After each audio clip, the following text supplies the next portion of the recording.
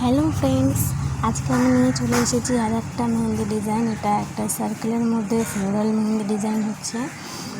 আর এটা খুবই সুন্দর লাগবে দেখতে। আর কমেন্ট করে নিশ্চয়ই জানাবেন যে এটা কেমন হয়েছে।